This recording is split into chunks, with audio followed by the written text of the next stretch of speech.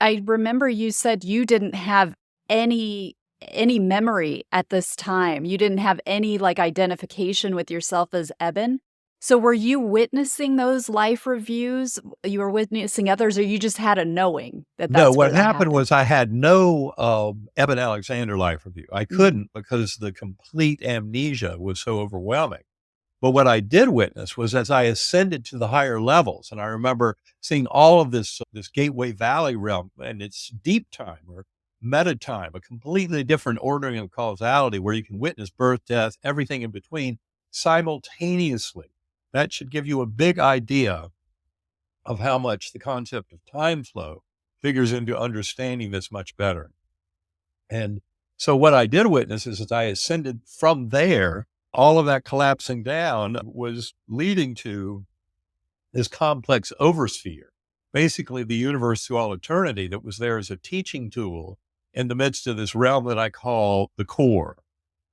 And in the core realm, that was really the sanctum sanctorum of the divine. That's where I recognize the very origin of conscious awareness as being in that God source of pure love that also brings pure wholeness. So we're never apart from that magical kind of spiritual force of love and our spiritual home.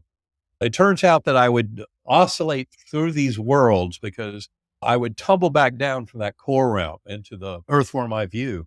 And it was by conjuring up the memory of the musical notes that I was able to bring up that light portal that would take me back again up into the Gateway Valley and always welcomed by that beautiful girl on the butterfly wing in the Gateway Valley, my guardian angel.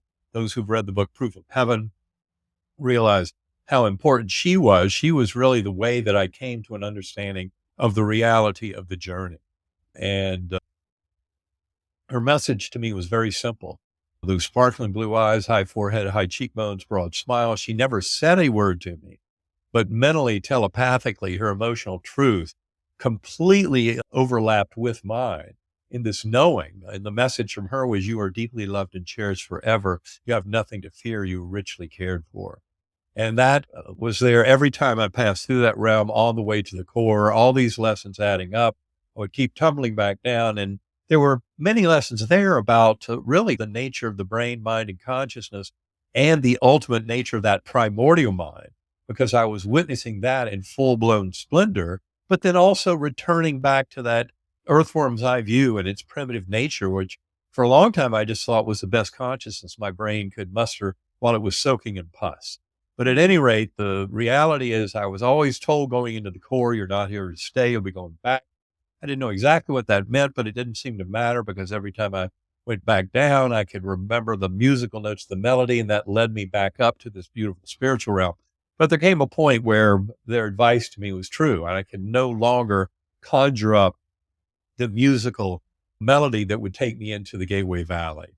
To say I was sad at that point would be an understatement, but I also knew by then that I could trust that I would be taken care of, that this universe had my back. And that's the biggest lesson for all of us, is to learn that there are beautiful forces of love that are there to look out for us and help us and protect us in these lives.